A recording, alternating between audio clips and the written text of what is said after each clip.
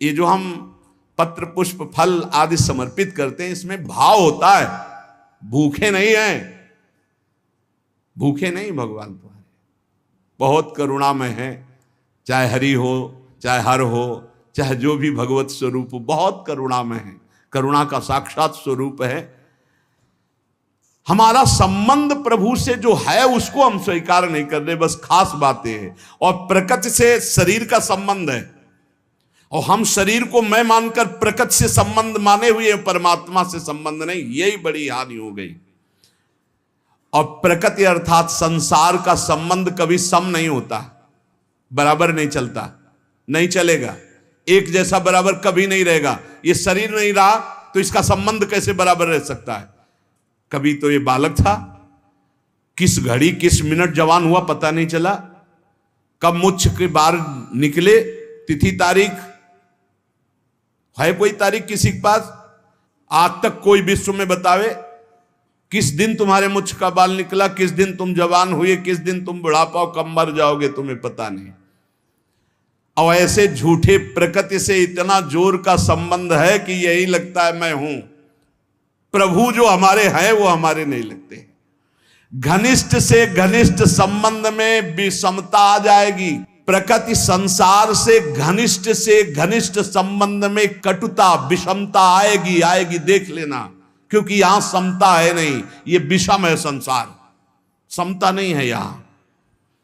परंतु प्रभु सम है, वो हर स्थिति में आपको प्यार कर रहे हैं। जो भगवान को गाली दे रहे हैं, फ्री वायु मिल रही है, पृथ्वी धस नहीं रही उनके लिए, हर व्यवस्था मिल रही है। प्रभु सबके लिए बराबर प्यार कर रहे हैं, सम है। हाँ, जो ऐसे हैं वो पान कर रहे हैं, जो ऐसे हैं वो पान नहीं कर पा रहे। अहंकारी भगवान से विमुख वो ऐसे हैं, और जो दैन्य भगवान के सन्मुख वो ऐसे हैं। बरसा बराबर हो रही है, पान करने की पद्धति नहीं आई, इसलिए वो भगवान को दोष दे रहे हैं। भगवान तुम्हारे अहेतुकी मित्र थे, हैं, रहेंगे, अहेतुकी किसी हेतु से नहीं। संसार ना कभी तुम्हारा था, ना है, न रहेगा, देख लेना, परिणाम में देख लेना। अतः सम स्वरूप भगवान की प्राप्ति के लिए क्रियाओं से संबंध विच्छेद और इन करणों से संबंध विच्छेद, तब अनुभव होता है कि मेरा संबंध प्रभु से है। बड़ा सूक्ष्म विषय है। देखो, अगर नहीं इस विषय को समझोगे तो भंडारा खाते घूमते रहोगे, रुपया जोड़ते रहोगे, मर जाओगे, दूसरा प्रयोग करेगा। पक्की बात समझ लो, ये देखी हुई बात कह रहे।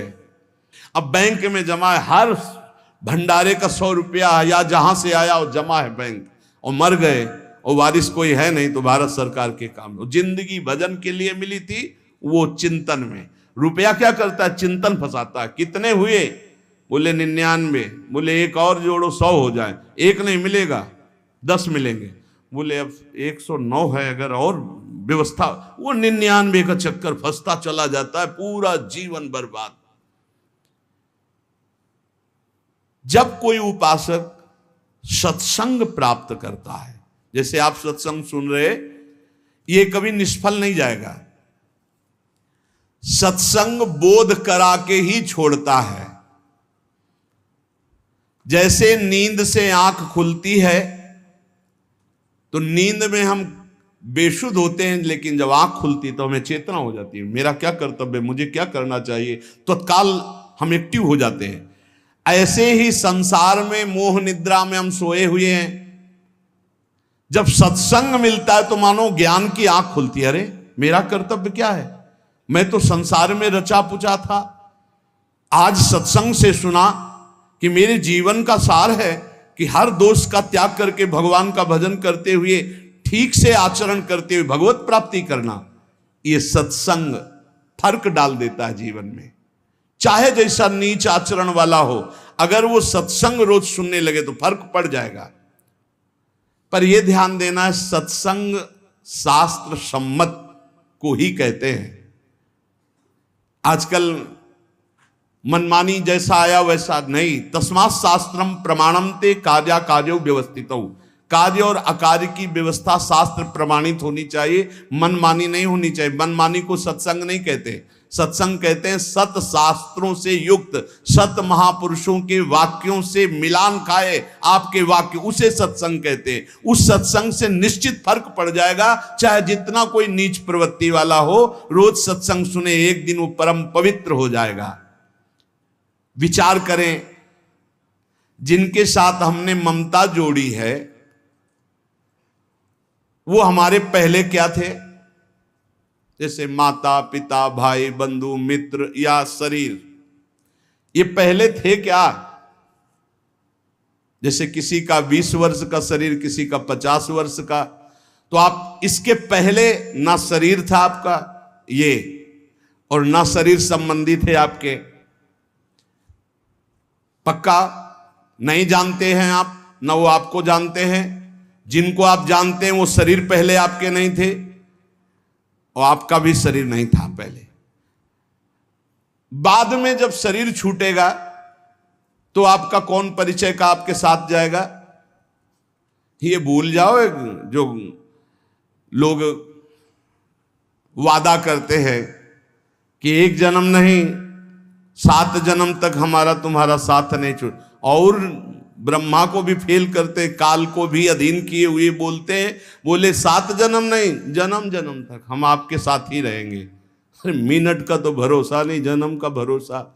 अरे इन बकवास की बातों में मत फंसो, कोई किसी का साथी नहीं है। एक साथ प्राण त्यागो तो भी अलग अलग गति होगी। ऐसा नहीं कि एक साथ मरे तो विमान आएगा एक साथ बैठाल के कि बहुत समर्पित चित्त हैं, इनके लिए कमरा अलग दे दो, हर व्यवस्था इनकी कर दो। ऐसा नहीं है भाई। हाँ, दोनों एक साथ भगवत प्राप्त हो गए तो हम बातें मान सकते हैं कि दोनों प्रियालाल के समीप पहुंच जाओगे, पर उस समय दो नहीं होगे। उस समय मैं और तू नहीं होगा, केवल प्रभु ही प्रभु। उस समय ये नहीं होगा कि ये हमारा फ्रेंड है, ये सब इसी लोक की स्मृति है, ये स्मृति नहीं रहती। तो जो पहले हमारे नहीं थे, बाद में हमारे नहीं रहेंगे, तो ये बीच में हमारे कितने दिन हैं, ये विचार सत्संग से आता है। पता नहीं बिना कि सुने बाल्यावस्था में इसी विचार ने हमको बाबा जी बनाया। ये सब मरेंगे, पता नहीं कैसी अशांति पैदा थी। वो कि पूर्व जन्म का कोई होगा भजन या कोई ऐसा कृपा प्रसाद, स्कूल से आके जो ही बस्ता टांगते, माता जी सबसे पहले माता जी दिन भर इंतजार करते। वो माँ का स्वरूप होता है। हाँ, जो ही नजदीक सो लगता कि मरेगी, जब माँ मरेगी तब कैसे रह पाएंगे, ये पिता पधारेगा, ये परिवार कौन है मेरा। और जो बात करती नहीं तो ऊपर बस एकांत में चले जाते हो। बस वहाँ संत जन आते थे तो कीर्तन करवाते थे, श्री राम जय जय राम, श्री राम जय जय। एकांत में बैठ श्री राम जय जय राम, श्री राम जय राम। बार बार प्रश्न होता मेरा कौन है, मेरा कौन है। बस अंदर आने लगा भाग, संसार से भाग, ऐसा आने लगा कि बेचैनी। तो कह रहे सत्संग में यही विचार, अगर सत्संग में आपका विचार नहीं बदला तो सत्संग क्या। सत्संग किया, ममता नहीं छूटी, कामना नहीं छूटी, आपके गंदे आचरण नहीं छूटे तो संत संग ही नहीं है। बकवास, व्यर्थ की वार्ता। यदि आपका परिवर्तन नहीं हो रहा तो सत्संग कैसा। सत्संग से ममता छूटना, कामना छूटना, गंदी बातें छूटना। किसी की ताकत नहीं और कि कामना छोड़ सके, ममता छोड़ सके, राग छोड़ सके, ये सत्संग छुड़ाता है। कहीं भी कभी भी किसी को भी अगर ऐसा लाभ मिला है तो किसी न किसी महात्मा की कृपा रही है। देखो, बचपन में खिलौनों में इतना राग था, अगर एक भी खिलौना हमारा टूट जाए या ना दिया जाए तो कैसा। आज जैसे आपको हंसी आएगी उन्हीं बातों पर, ऐसे ही अज्ञान के खिलौने ये सब हैं। जितने संबंध आप मान रहे हो, जब आपको ज्ञान होगा तो हंसी आएगी इन्हीं बातों पे, कैसा समय व्यर्थ कर रहा था। पर ये ज्ञान वैराग्य से होता है, और ये वैराग्य विवेक से होता है, और ये विवेक सत्संग से होता है। बिन सत्संग विवेक न होई, और होए विवेक मोह भ्रम भागा तब सब विषय विलास विरागा। जहां विषयों से वैराग्य तो शुद्ध ज्ञान प्रकाशित हो जाता है। इसलिए सत्संग चाहे 10 ही मिनट का हो, रोज सुनना चाहिए। सत्संग से जरूर परिवर्तन होता है। पहले सत्संग से हलचल पैदा होगी, क्योंकि जो हृदय में गंदी बातें हैं उनके ऊपर आक्रमण होगा सत्संग के द्वारा। ये हलचल अगर सत्संग करते रहे तो शांत हो जाएगी, अगर नहीं किया तो फिर फंसा देगी माया में। क्योंकि ऐसे हम देख रहे हैं, जैसे आपने निश्चय किया आज के बाद शराब नहीं पीऊंगा, मांस नहीं खाऊंगा, गंदे आचरण नहीं करूंगा। अब बड़ी हलचल पैदा हुई, वो आपको ऐसी जगह ले जाएगा जहां कम से कम दर्शन ही हो जाए। चूक मत करना। जो हलचल पैदा हुई, मंथन पैदा हुआ, उसमें पहले विष आता है। यतज्ञे विस्मि परिणामे अमृतोपमम, यही विष है आसक्ति। नष्ट कर दो इस आसक्ति को, फिर आप देखना आनंद में डूब जाओगे। ये ज्यादा देर हलचल नहीं रहेगी, बस चलते रहो आगे। अगर लौट पड़े पीछे तो हलचल ही हलचल है, अशांति ही अशांति है। क्या आज तक कोई ऐसा है कि जिसको सत्संग मिला और फर्क ना पड़ा हो? कोई ऐसा नहीं हो सकता। उसके जीवन में कुछ ना कुछ सुधार परिवर्तन जरूर है। जो सत्संगी है जरूर जरूर फर्क पड़ेगा, जरूर पड़ेगा। ऐसा हो नहीं सकता कि चंदन के आसपास के वृक्ष, चाहे वो नीम हो चाहे बबूल हो, उनमें सुगंध ना आ जाए। ऐसे ही संत संग से जीवन में भागवतिकता ना आ जाए, ऐसा हो नहीं सकता। या वो संत नहीं है और या आप बहुत बड़े अपराध कर रहे हो वर्तमान में, इसलिए कोई फर्क नहीं पड़ रहा। नहीं तो सत्संग का निश्चित फर्क पड़ता है। ये जो फर्क पड़ता है, इसमें यह नहीं देखा जाता कि सत्संग सुनने से हमारा धन बढ़ा है, सत्संग सुनने से हमारा व्यापार बढ़ा, फर्क पड़ा है। इसे ये फर्क नहीं है। यह देखा जाता है सत्संग सुनने से हमारे विकार कितने कम हुए हैं, सत्संग हमें कितनी गंदी बातों से हटाकर सच्चे मार्ग पर, अच्छे मार्ग पर, यह चमत्कार है सत्संग का। यह नहीं कि हम उन साधु से जुड़ गए तो हमारी कामनाओं की पूर्ति हो गई तो बोले बड़ा चमत्कार। इसे चमत्कार नहीं कहते। चमत्कार कहते हैं अनंत जन्मों की वासनायुक्त मन को पलटकर भगवान के मार्ग में लगा देना। सुख और दुख ये दोनों पूर्व प्रारब्ध कर्म के अनुसार मिलते हैं, लेकिन सत्संग दोनों में सहन करने की सामर्थ्य देता है। सत्संग का फल समझो, सत्संग का फल दुख मिटाना नहीं है, सुख बढ़ाना नहीं है, सुख दुख दोनों में समान भाव लाना है। सुख दुखे समय कृत्वा लाभा लाभो जया जयो। जो सुख दुख में समान भाव लावे वही सत्संग का भाव। मेरी ऐसी धारणा है कि समस्त पुण्यों का, तीर्थ याटन का, व्रत का, दान का फल है कि परमात्मा में स्थित किसी महात्मा से आपका संबंध हो जाए। पूज्य महापुरुष जिनकी वाणी है कह रहे, मेरी ऐसी धारणा है कि आपके शुभ कर्म, पुण्य कर्मों का, तीर्थ याटन का, दान पुण्य का, आपकी साधना का फल यह है कि परमात्मा में स्थित किसी महात्मा का संग हो जाए। भगवान की विशेष कृपा का अनुभव महात्मा के संग से ही होता है। जितने तीर्थ बने हैं वो सब भगवान से ही बने या भगवान के प्रेमी महात्माओं ब्रह्म ऋषियों से स्थापित हैं। भगवान की लीला, भगवान की महिमा, भगवान की महत्ता, माया से मुक्तता, ये केवल संतों के द्वारा जाना जाता है। कैसे माया से मुक्त होना है, भगवान की महिमा क्या है, भगवान की लीला क्या है, भगवान की महत्ता क्या है, ये मेरी धारणा है। मैं अपनी धारणा से कह रहा हूं कि जो भगवान अवतार लेकर कार्य करते हैं उससे कई गुना बढ़कर भगवान के प्रेमी संत जन कार्य कर देते हैं। भगवान तो विनाश लीला भी करते हैं, संत दुष्टता का विनाश करते हैं, दुष्टों का नहीं। बड़ी विशेषता है भगवान और भगवान के भक्तों में। भगवान तो कहते हैं परित्राणाय साधूनाम विनाशाय च दुष्कृताम, दुष्कृत करने वालों का विनाश कर देता हूं। लेकिन संत जन ऐसे नहीं, भगवान से जो प्रेम करते हैं वो दुष्टता का विनाश करके उसे महात्मा बना देते हैं, उसे मारते नहीं हैं। भगवान की महिमा अगर किसी के हृदय में जागृत हुई तो जरूर संत वचन कान में पड़े हैं। भगवान को बड़ा संतोष होता है जब जीव कभी किसी संत को अपना मान लेता है और भगवान उस पर अपार कृपा करने लगते हैं। ये मेरी धारणा है।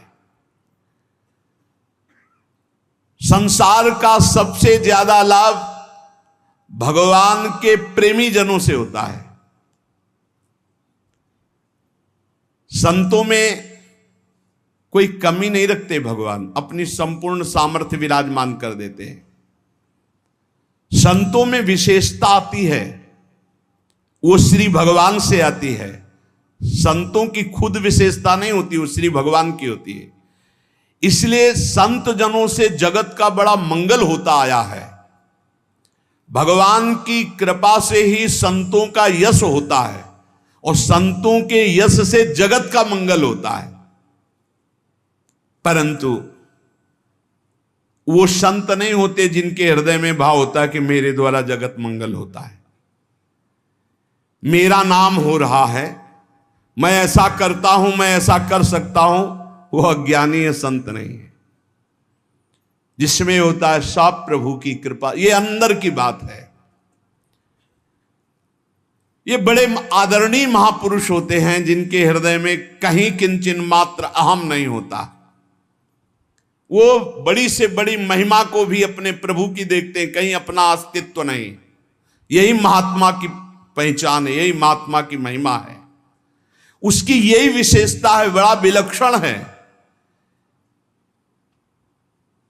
आप खुद अनुभव कीजिएगा, जब आपको सच्चे महात्मा का संग मिलेगा तो उनकी बात हथौड़े की तरह चोट करेगी आपके हृदय में और आपका परिवर्तन कर देगी, पक्का पक्का। वाणी का असर उसी का होता है जो सत्य परमात्मा में चित्त जोड़े होता है। आप लोग प्रत्यक्ष अनुभव करना, महात्मा के वचनों का प्रभाव आपका परिवर्तन करके ही रहेगा। लाखों की तादाद में सुधरते हुए देखा गया उस सत्संग से जो स्वयं संत है, जो स्वयं अपना चित्त भगवान में रखे हुए है। देखो, एक चर्चा होती है, उद्देश्य उसका, कहने को हम कुछ भी कह सकते हैं, आंतरिक उद्देश्य को सर्वज्ञ भगवान पहचानते हैं। अगर आंतरिक उद्देश्य है भगवान की चर्चा और सबका मंगल, केवल यही उद्देश्य है, निश्चित परिवर्तन होगा। वो आंतरिक उद्देश्य है अर्थ प्राप्ति, भोग प्राप्ति, मान प्राप्ति, भगवत प्राप्ति की कहीं कोई आंतरिक बात, उसका प्रभाव नहीं पड़ेगा। थोड़ी देर मनोरंजन भले हो, प्रभाव नहीं पड़ सकता। भगवान में जिन्होंने चित्त जोड़ दिया, ऐसे संतों की अपार महिमा, अनंत असीम प्रभाव। मेरी वाणी में सामर्थ्य क्या मैं कह सकूं। आज तक संसार में जितनी अच्छाई है, भलाई है, उसमें किसी न किसी महात्मा का उसके जीवन में हाथ है। आज तक किसी का इस संसार से कल्याण हुआ है, उद्धार हुआ है, किसी न किसी महात्मा की शरण में वो गया है। तब ऐसा कोई नहीं है जो महात्मा की शरण में ना हुआ हो और उसका कल्याण हो गया हो, उसमें दैवी संपदा आ गई हो, उसका उद्धार हो गया हो। बड़े भाग्यशाली हैं जिन पर महात्माओं का अपनापन है। महात्माओं से अपनापन पुण्यात्मा, लेकिन जिनका महात्माओं ने अपनापन स्वीकार कर लिया, ये अपने हैं ऐसा जिनके चिंतन में आने लगा, बड़े भाग्यशाली हैं। भगवान जब विशेष कृपा करते हैं तब महात्माओं के हृदय में प्रियता पैदा कर देते हैं सामने वाले के प्रति। नहीं तो निरपेक्ष महात्माओं के हृदय में कैसे आ सकता है कि ये अपना है। अपना और पराया तो मायाकृत शब्द है, लेकिन ये अपना भगवत कृपा से आता है। जब द्रवे दीन दयालु राघव तो साधु संगति पाई, और वो साधु संगति ये अपने हैं, ऐसा भाव आ जाना। संसार नाश की तरफ ले जा रहा है, संसार में महात्मा कल्याण की तरफ ले जा रहे हैं। बड़ा अंतर है। संसार प्रतिपल नाश की तरफ ले जा रहा है, महात्मा प्रतिपल कल्याण की तरफ। ये भगवान एक नंबर कृपा करिए हैं। जिनके ऊपर एक नंबर की कृपा है वो कल्याण की तरफ बढ़ रहे हैं। दुनिया मात्र अगर महात्मा का संग मिल जाए तो सबका कल्याण हो जाए। राम सिंधु घन सज्जन धीरा, चंदन तरु हरि संत समीरा। भगवान आनंद समुद्र है तो उस आनंद समुद्र की वर्षा करने वाले महात्मा जन हैं। हर शास्त्र से, अपनी तपस्या से, भजन से उस आनंद के शब्दों को घसीटा और बरसा दिया सत्संग के द्वारा। भगवान चंदन का वृक्ष है तो संत वायु हैं, उस सुगंध को फैलाने वाले हैं। जितना लाभ संतों से होता है उतना और किसी से नहीं होता। मतलब समुद्र भी उतना लाभ सबको नहीं दे सकता जितना वर्षा से होता है, क्योंकि समुद्र के पास जाना पड़ेगा और वर्षा तो फैलकर सब जगह होती है। ऐसे संत चलते फिरते तीर्थ है। भगवान आनंद समुद्र हैं तो आनंद समुद्र तक पहुंचना बड़ा कठिन, तो उस आनंद समुद्र की हर आनंदमयी बात लेकर संत जन प्रवचन के द्वारा, सत्संग के द्वारा संसार को भिगोते रहते हैं भगवत रस में, भगवत आनंद में। आनंद की बाढ़ अगर कहीं आई है तो सत्संगी के हृदय में ही आई है। भगवान के प्रेमी भक्त अगर कोई बने हैं तो संत कृपा से बने हैं। इसलिए अगर किसी को सत्संग प्राप्त हो गया है तो उसे छोड़ना नहीं। ये दुर्लभ वस्तु है। सुतदारा धन लक्ष्मी पापियों के घर होए, संत समागम हरि कथा तुलसी दुर्लभ दोए।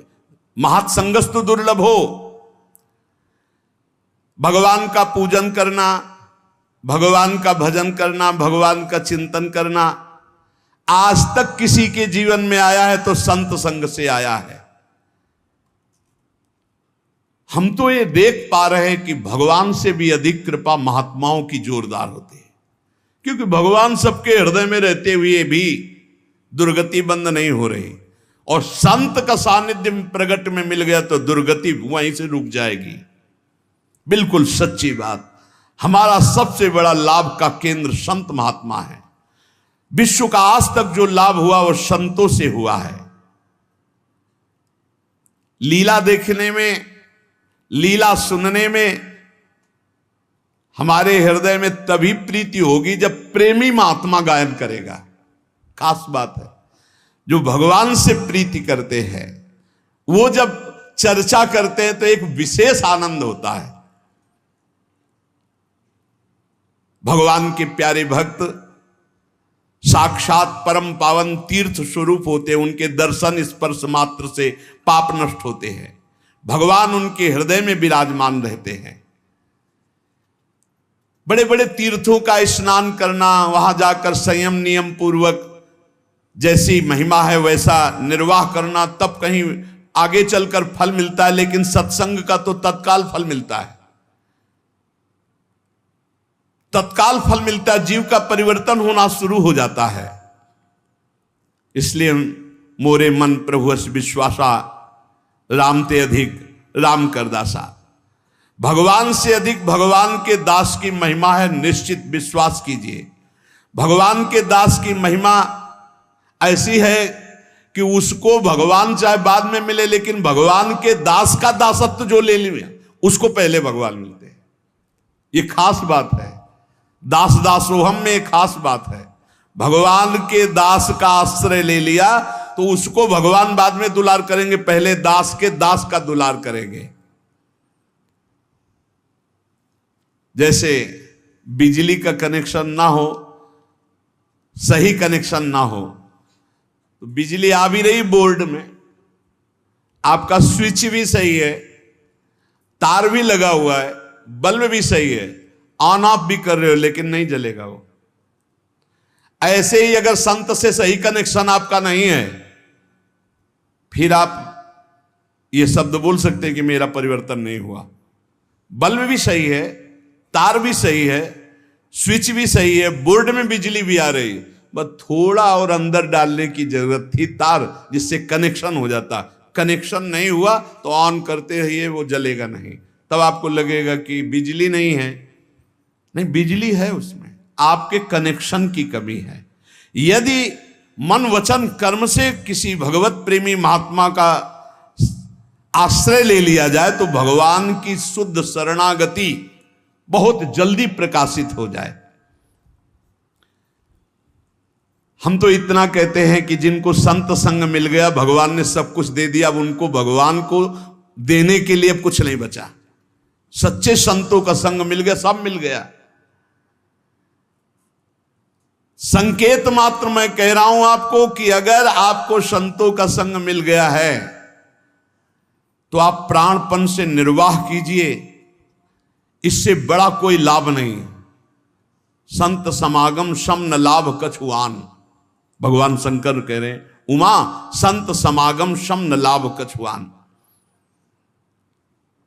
कुछ लोग समझते हैं कि संतों को भोजन दे दिया, वस्त्र दे दिया या अमुक अमुक पदार्थ दे दिए तो हम संत सेवी हैं। धोखे में मत रहना। ये आपके अंदर अहंकार बोल रहा है कि मैंने ये दिया, मैंने वो दिया, मैंने वो खवाया, मैंने पियाया, बढ़िया बढ़िया चीज दे दी तो संत प्रसन्न हो जाएंगे। वो संत ही नहीं है जो भगवान किसी और किसी को बढ़िया माने। इन चीजों का महत्व तो नहीं रहता। जैसे भगवान कहते पत्रम पुष्पम फलम तो यम ये में भक्ता प्रेक्षति, कोई पत्र पुष्प जल कुछ फल दे दे मैं बड़े भाव से खा लेता हूं, तो भूखे थोड़ी है, भाव की बात कह रहे हैं। संत पेटू नहीं होते, जैसा संत चट्टू नहीं होते, संत भोगी नहीं होते, संत विषयी नहीं होते। जो रसेंद्री जनेन्द्री पर विजय प्राप्त किए हुए, जो त्रिभुवन की राज्य लक्ष्मी का त्यागी है, वही तो भगवत प्रेमी है। भला आपकी इन बाहरी सेवाओं का क्या महत्व। वास्तव में यदि कनेक्शन आपको करना है, वही बात कह रहे कि आपने ये सब बाहरी बातें की लेकिन उनकी आज्ञा का पालन नहीं कर रहे, तो आपका कनेक्शन सही नहीं, ऑन बल्ब नहीं जलेगा, आपके अंदर भगवत प्रकाश देवी संपदा नहीं आएगी। और आप कहेंगे मैं बहुत सेवा करता हूं, मैं रुपया देता हूं, मैं भोग सामग्री देता हूं, वस्त्र देता हूं, पर मनमानी आचरण करने वाले का कनेक्शन नहीं माना जाएगा संत से। वो संत ही नहीं है जो बाहरीन बातों पर राजी हो जाए। संत राजी होते आज्ञा समन सुसाहिब सेवा, उनकी आज्ञा का पालन करना। कई तरह के संत होते हैं, बड़े बड़े पदों में होते हैं, लेकिन हम जिन संतों की बात कर रहे हैं, जिनकी सेवा के लिए भगवान भी लालायित रहते हैं, कभी अवसर मिले और इनकी, जैसे त्रिलोचन जी के यहां अंतर्यामी नौकर बनकर शिखंडिया नामधारी एकनाथ जी के यहां सेवा में, जो भगवत प्रेमी महात्मा, भगवान भी ललचाते हैं थोड़ी सेवा करने का। स्वयं जगन्नाथ जी जैसे माधवदास बाबा की लंगोटी धो रहे, ये जो कि इससे बड़ा कोई लाभ नहीं कि हमें संत अपना लिए, वो हमारे हैं, वो हमारे जीवन की बागडोर स्वीकार कर लिया, अब मुझे क्या परवाह। ये उन संतों की बात कर रहे जिनकी सेवा के लिए भगवान भी लालायित रहते हैं। वो निष्काम संत होते हैं, जिनके भीतर प्रभु के सिवा कोई महत्व नहीं। एक शब्द समझ लीजिए, संत की पहचान, जिनमें प्रभु के सिवा कोई महत्व नहीं, कोई कामना नहीं, प्रभु के सिवा कोई महत्व नहीं। भला जिन संतों ने साधनावस्था में भोग सामग्री का त्याग कर दिया, और सिद्धावस्था में कैसे उसे प्राप्त कर सकते हैं? अंदर से उसे कैसे स्वीकार कर सकते हैं? बाहर से भीड़ लगी रहे भोगों की तो क्या उनमें फर्क पड़ता है? पूरा संसार तो है, क्या फर्क पड़ता है? जिन संतों ने साधनावस्था में अपनी कामना की धज्जियां उड़ा दी, वो जब सिद्धावस्था में आते हैं तो उनकी कोई कामना रह जाती है क्या? भगवान उनके ऋणी रहते हैं। इतना भजन, इतना चिंतन, इतना दासत्व, इतना समर्पण कि भगवान उनके ऋणी रहते हैं। भगवान चाहते हैं कि कुछ इच्छा करें और मैं पूर्ण कर दूं, लेकिन उनके अंदर निष्कामता है, इसलिए भगवान भी ताकते रहते हैं पर कभी अवसर नहीं देते वो भगवान को भी। अगर ऐसे संत कभी आपको आज्ञा कर दें कि आप बैठे रहो, जाओ वहां बैठ जाओ, बैठे रहो दिन भर, तो आप ये समझ लो बैठने मात्र से भगवत प्राप्ति हो जाएगी। संतों की आज्ञा पर ध्यान, ये बहुत कठिन बात है, ये बहुत कठिन बात है और सब सरल है। संत की आज्ञा किसी को मिल जाए, जैसे सत्संग हो रहा है, सार्वजनिक है, आज्ञा उपदेश, उसमें फिर कोई बुद्धि नहीं लगानी चाहिए। सुनो, अब वो पर्सनल तुम्हें आज्ञा उपदेश हो रहा, अब उसमें कोई भी शास्त्रीय बात भी लगाने की जरूरत नहीं, जैसा कह रहे वैसा। बिना विचार करी शुभ जानी, यहां विचार करने की जरूरत नहीं है। अगर उनकी आज्ञा मिल जाए और वो कोई साधारण सांसारिक कार्य के लिए कह रहे हैं, आपको बिल्कुल दिखाई दे रहा है भागवतिक नहीं है, जाओ अमुक कार्य करो, अगर कह दिया गया कि ये आप कार्य करो तो आप वो कार्य करो, और आप जिस कार्य के लिए संत से जुड़े थे वो कार्य संत करेंगे। इस बात को समझ पाना थोड़ा कठिन होता है। अहंकार विमूढ़ात्मा करता हम इति मन्यते, वो जो मूढ़ता बनी हुई वो कभी भगवत प्राप्ति होने ही नहीं देगी। और दैन्य होकर बैठ गए उनके चरणों में, कुछ बने ना बने उनसे बन जाएगा, जो भगवत प्राप्ति का कार्य उनसे बन जाएगा। दास दासो हम, जो हरिवंश उपासक सेवं सदा सेवं ताके चरण विचारी। बड़ी पक्की दामी ठोस बात कह रहा हूं, स्वामी जी महाराज कह, दामी माने बलशाली, बड़ी पक्की ठोस दामी बात कह रहा हूं सिद्धांत की। आप मान लो वो जैसा आज्ञा कर रहे हैं, बस वचनम कर इससे तो साफ बात सुनो। मैं महापुरुषों का संग किए हुए हूं, जहां कोई कामना प्रवेश नहीं कर सकती, ऐसे निष्काम भाव की स्थिति में समझ पाना बड़ा कठिन। जहां कोई कामना नहीं, वहां वो ऐसी भावना प्रकट कर सकते हैं आपके साथ, आज ये खवा दो, लाओ ये पिला। आप ये मत समझ लेना कि खाने पीने ये तो साधन काल में ही सब छूट गया, आज कृपा की है, उन्होंने कह दिया अब कुछ भी हो कैसे भी हो तत्काल दौड़ो और उनकी आज्ञा का पालन कर दो। वो कोई भी आज्ञा करे, और शास्त्र विरुद्ध आज्ञा हो नहीं सकती, बात समझना, क्योंकि सिद्ध पुरुष जो शास्त्र सम्मत चले हैं तो अब तो परिपक्व हो गए हैं। भगवान की बात और उनकी बात में अंतर नहीं होगा, कभी वाम मार्ग का आदेश नहीं हो सकता, शास्त्र विरुद्ध आदेश नहीं हो सकता। या इमं परमं गुह्यं मद भक्तेष्वभिधास्यति भक्तिम मयि पराम कृत्वा मामे वैश्यत्य संशयम। जो मुझ में पराभक्ति करके मेरे इस गोपनीय विषय को जान जाते हैं, वो मुझे प्राप्त हो जाते हैं, इसमें कोई संदेह नहीं। गोपनीय विषय भगवान से बढ़कर कोई महत्व ना होना, सरल शब्द में कह रहे हैं। सब शास्त्रों का गोपनीय विषय तुम्हारे मन में, तुम्हारी बुद्धि में, तुम्हारे चित्त में, तुम्हारे अहम में एक बात बैठ जाए, श्री भगवान के सिवा कुछ नहीं, उनके समान कोई नहीं, उनसे बढ़कर कोई नहीं। एक तरफ श्री भगवान का स्मरण है जो हमारे जीवन धन है, और एक तरफ भोग है, भोग उपस्थित हुआ भगवान को भूल गए, चाहे वो भोजन हो या कोई भी भोग हो। क्या समझा तुमने भगवान को? सब शास्त्रों का परम गुह्य मत उसी के हृदय में प्रकाशित हो गया जिसने एक बात समझ ली, भगवान से बढ़कर कुछ नहीं है, तो उसका कभी भगवत विस्मरण नहीं हो सकता। त्रिभुवन की राजलक्ष्मी देने पर भी जो आधे पल के लिए भगवान को नहीं भूलता, वो महाभागवत। आप कहां हो? ये बात समझना है। एक तरफ श्री भगवान और एक तरफ पूरा संसार। कौन है ऐसा जो तुम्हें भगवान का विस्मरण करा दे? तो अभी सब हैं ऐसे। एक दोस्त मिल गया, बात करने लगे, भगवान को भूल गए, भगवान उस दोस्त से भी हल्के हो गए।